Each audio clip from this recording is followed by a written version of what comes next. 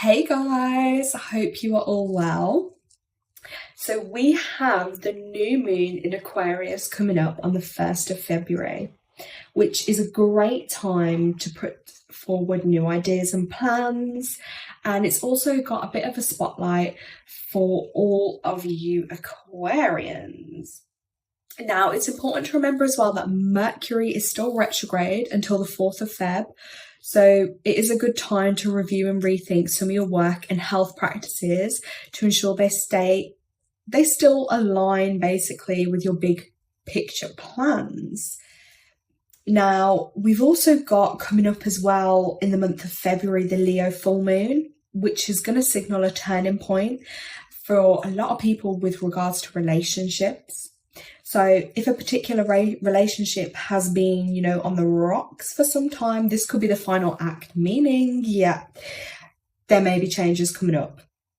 But with that being said, new doors will open, and especially those that are single, it's a good time coming up towards the full moon, especially you Aquarians. If there are any of you that are single, it's going to be a really great time to meet someone. And that kind of also ties into this 2022 energy, this universal year of 6. It's all about love, all about our third eye too, and our insight, foresight, mental health, and making sure that we're not in a space or an energy of fear, and we're not literally being brainwashed, and we're keeping our third eye chakra balanced. I've done my previous videos on that, if any of you want to have a look. But yes, so today I'm just going to be going through the new moon and how to do your intentions and your manifesting, and then I'm going to give you the oracle card guidance towards the end. I literally just pulled them before and tuned into the energy to share with you guys. And again, I always say with these videos, because they're for a collective energy as opposed to an individual, take what will resonate with you and just leave what doesn't. So with this new moon coming up, new moons, they're dark in the sky, so you're not going to see it because it's a dark time, a time to go a bit inwards. And unlike when we have a full moon, you see the full moon, you don't with the new moon. So I want to kind of share with you a little bit of a way that you might want to do like a new moon ritual.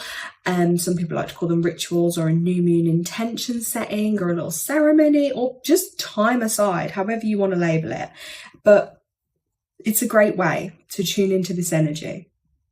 So I would always recommend start by, sorry, I got my list here so I don't go off track, but start by cleansing your space, cleansing yourself.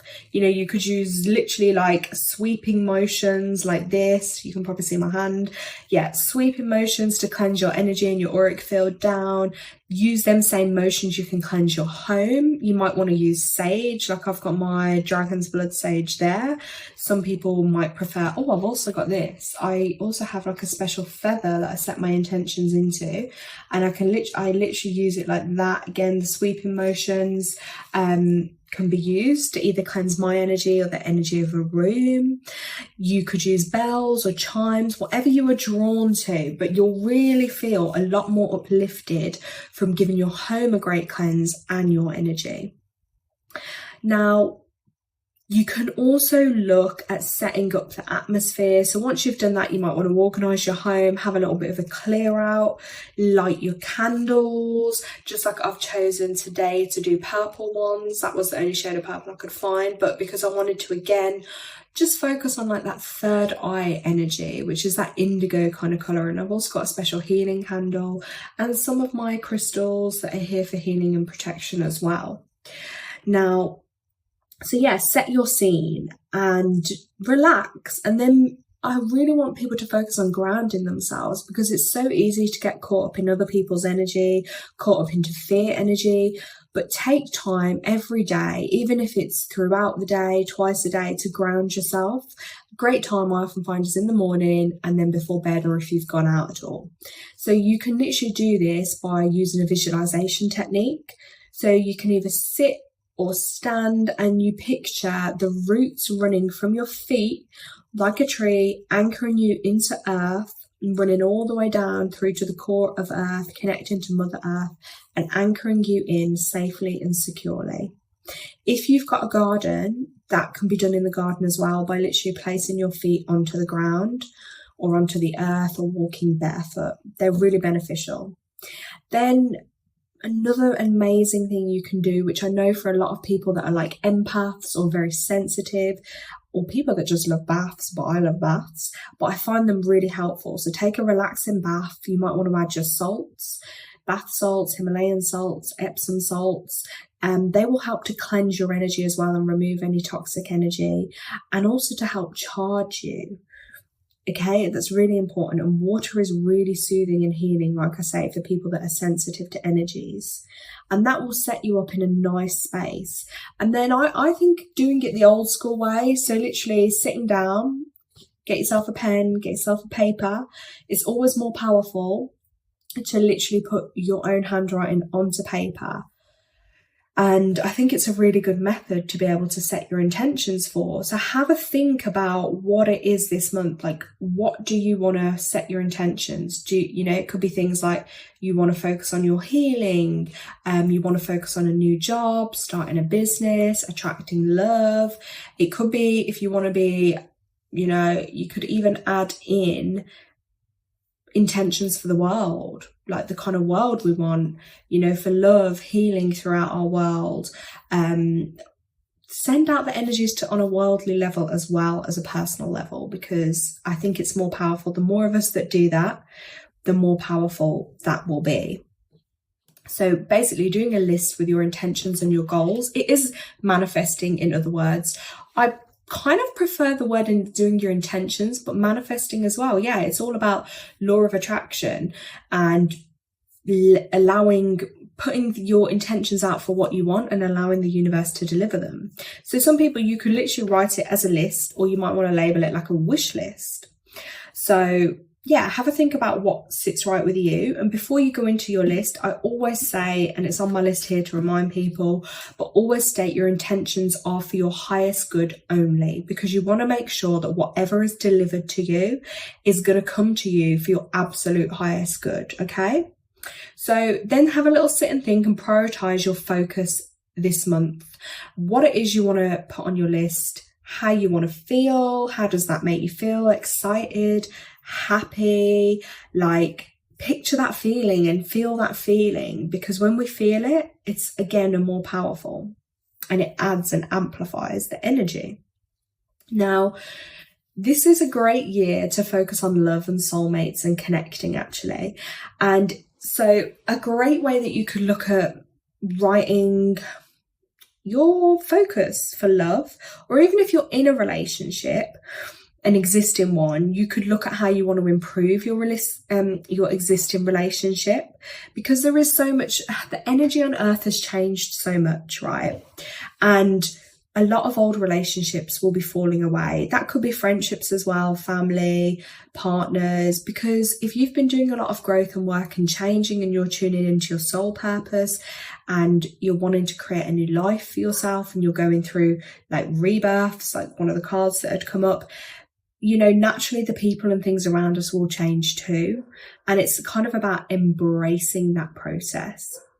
So for love, you need to have a real sit and think about, if you're, for instance, want to bring in your soulmate or improving your relationship, what do you want them to have? Like, what kind of qualities, the kind of characteristics, their personality, morals, values, those kind of things, like what's important to you. And also then think about like things that are non-negotiable. So, do you want them to have kids? Yes or no? Or is one okay? Or is two? Or, have a think about things like that.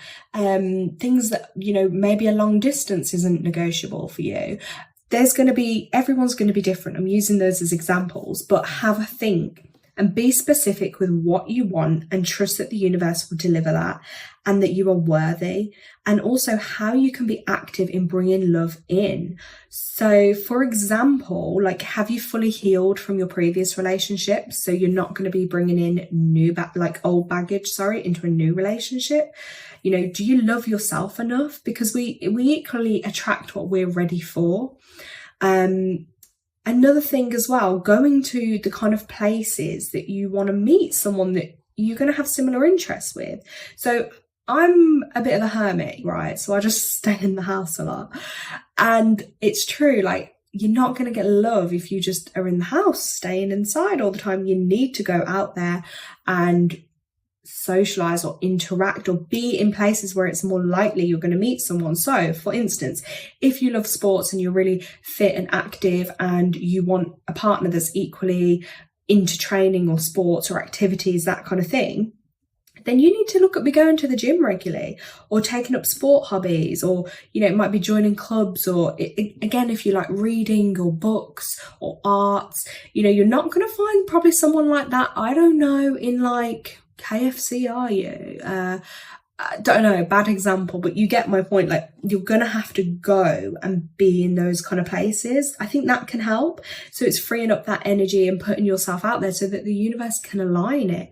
If we just stay in our closed little boxes, or we're not opening ourselves up to the world of possibilities and potentials. So that's something to consider as well. Then, yeah, once you've done your list with all your specifics, you might want to focus as well on how you want them to look. I wouldn't focus too much, because some people can get too focused on the image as opposed to then the quality of person. And that's, I think, sometimes a bit more of an ego thing, because it's not bad to want to be attracted to someone. So yeah, put that down as well. But, you know, within reason. So say you want someone that's like 6 foot, or the universe delivers you him at, for example, a guy, he's 5'8". Are you then going to be like, no? So sometimes you might have to give or take a little bit. But like I say, have your non-negotiables. If something is non-negotiable for you, then you need to specify that so the universe will know. Then when you've done your list, literally, I would sign your list then, and with a date. So then you could look back in like 6 months or 12 months and be like, wow, you can see where you need to focus more or what's come in for you. You might even want to give the universe a date, like, I want to find love by, or I want my existing relationship to improve by the next 6 months or 12 months, or by the end of the year.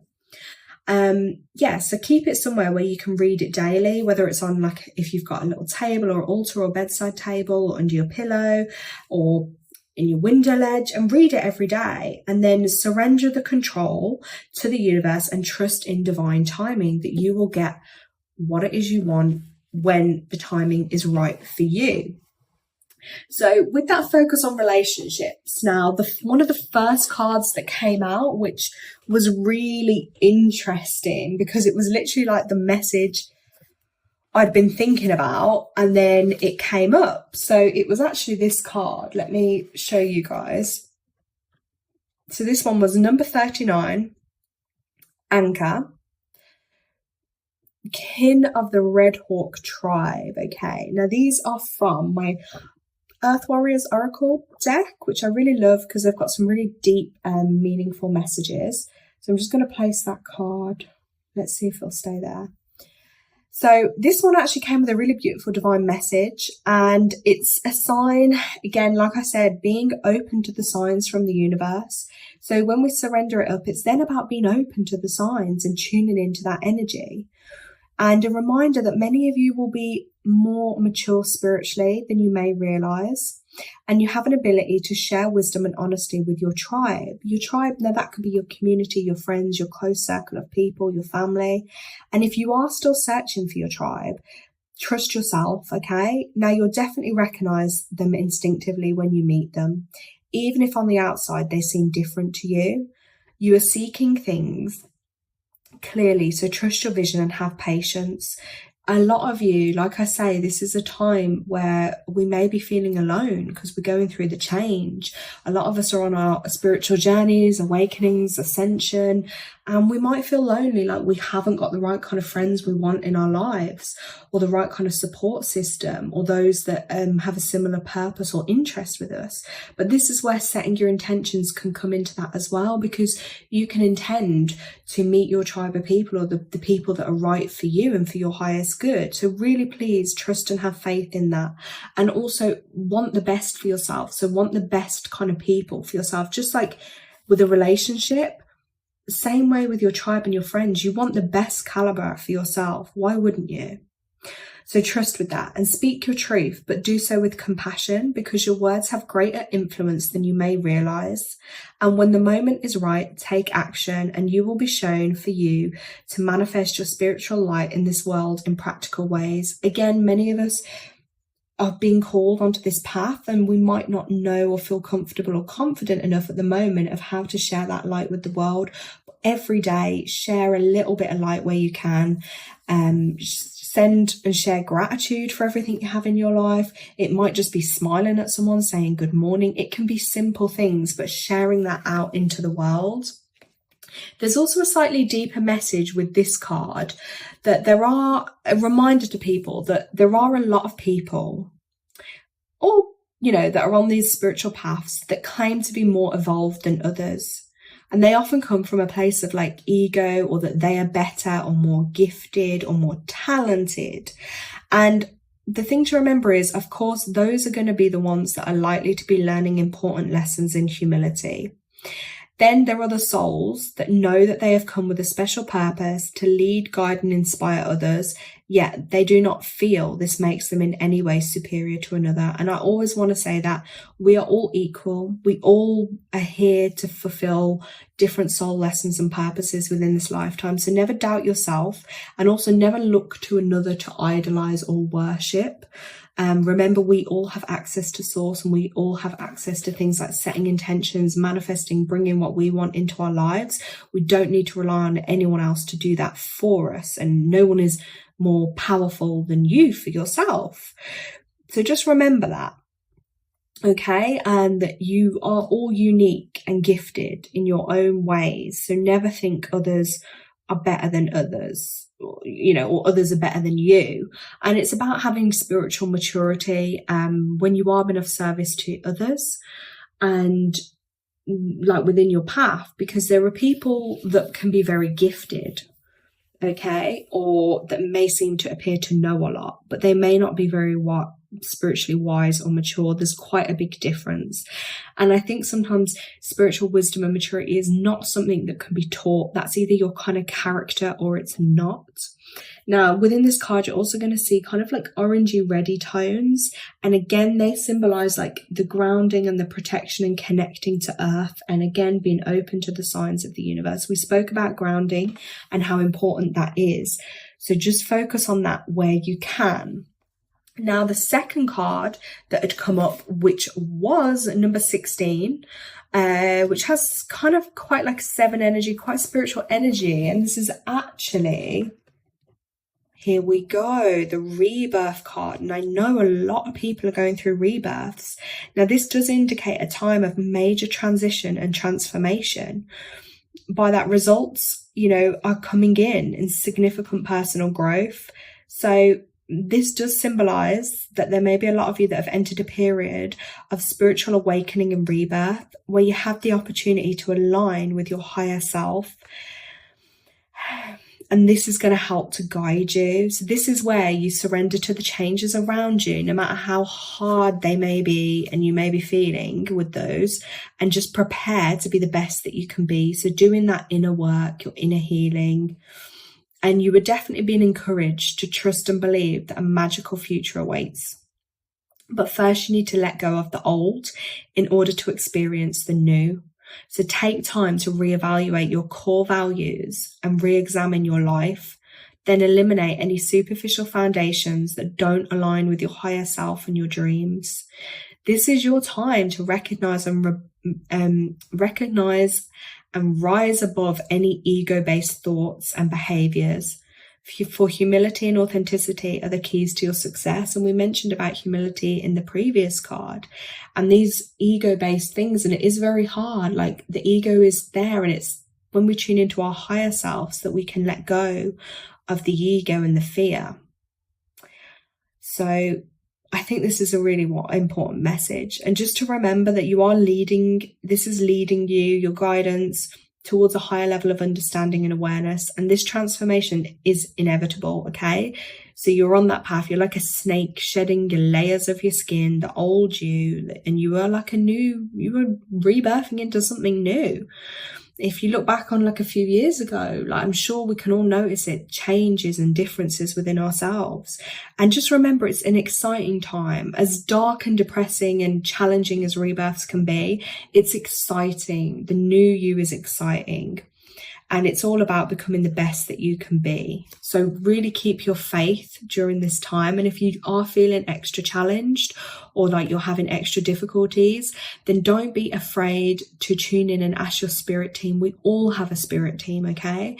They consist of your angels, your guides, teachers, ascended masters, your ancestors. Always specify those you want are for your highest good and call upon them. They operate, you operate on divine free will. So you call upon them when you need guidance, help and assistance. And again, be open and listen to their signs. I'll pop that card. Let's pop that one there. And then the final card, I like to do things in threes. The final one, again, it just tied in so perfectly. And this one was about, try not to burn anything. This was from my Moonology Oracle deck, but this one was about not letting your past hold you back. And I think it ties in perfectly to when a new moon comes up and setting new intentions and wanting to manifest what we want. Like, because if we're holding on to the past with negativity, then we need to release that in order for the new to come in. This the South Node, this card, not the North one, but it is similar to a North Node card in respect to the karmic point, okay? So it can relate to the past, even past lives, and whatever people are going through at the minute, whatever difficulty that you might be going through, there is a chance that the age-old programming and conditioning is stopping you from achieving all that you might. So if you do feel stuck in something within your life at the minute, this card will often come as a sign about the situation or relationship, and you may even have a feeling that it's becoming suffocating, even toxic. And this is suggesting that someone, or even yourself, anything you're holding on to that's not for your highest good, it needs to be released. And there could even be a kind of addiction going on or an unhealthy attachment that needs to be sorted out. So one thing for sure though, when this does come up in this card, you are being challenged basically to make changes for your highest good. And it's difficult because sometimes staying where you are feels easier and safer because that's what you know. And the unknown actually seems more scary, but that's where we have to trust and believe that it's going to be for our highest good. And if I tune into this energy a little bit more, you'll see on the card, because there's different ways we read it and can look into them, but to me, this is like, I don't know how much detail it will show you, but it is like a world. It's like a map. And I feel like there's different time frames playing into this. And I do feel like there is quite a focus on relationships that may be quite karmic and that have played out across many lifetimes. So a lot of you maybe in this lifetime are having karmic relationships to learn lessons that you haven't quite mastered in a previous lifetime with someone. So sometimes when you meet someone, you feel like they're so familiar and things kick off fast and like you think they're going so well, but then there's so many lessons and toxicity that come up. They are lessons from our past lives that are teaching us what we need to master in order to, progress in this life. And I always say circles and cycles will repeat until we learn the lesson. And again, just like there, we have the circle between two people, but it's not completing. So this is again showing that they are releasing and learning from these karmic lessons. So that's a really important one that does tie in with all the other messages. And with this new moon coming up and us putting forward what we want to be bringing in, we have to release the old and not allowing the past and old situations or conditioning to hold you back. And if that means doing more healing work, so be it. But making sure that you are releasing anything negative that doesn't serve you anymore, releasing cords or attachments or negative thought forms to people or places in your past that are holding you back. And if you feel like it is connected from a previous lifetime, again, like, look at the lesson you have learned within this lifetime and how you've learned from that and how it's going to help you moving forward. So I think all these messages are really positive, and I hope that you found them helpful. I really do. And I just want to reinforce that to you guys, is like, keep the faith. Trust that the right people will be coming to you. Trust that if you are going through a rebirth, a change, that it is for your higher good, okay? And then having faith to release all that is no longer serving you and any potentially karmic relationships that people are going through. As we've said, the Earth's changing, the energy is changing, everything is changing on a day-by-day basis, and it feels intense and it feels like a lot. But we want to do all the inner work we can. I always say to people, don't focus so much on the outer world, focus on your inner world. We all want a better world, okay? What can we do to be better people? It's a time to focus on what we have control over and how we can most benefit our lives. I hope this has helped you guys. Feel free, if you have any questions or if you want to know anything more, or you might need help with anything or setting your intentions, you can drop me a comment. You could email me. And if you want to be notified of any more videos that come up as and when I do them, then if you click subscribe, you'll get notifications of new videos. But thank you so much for watching. Take care, guys.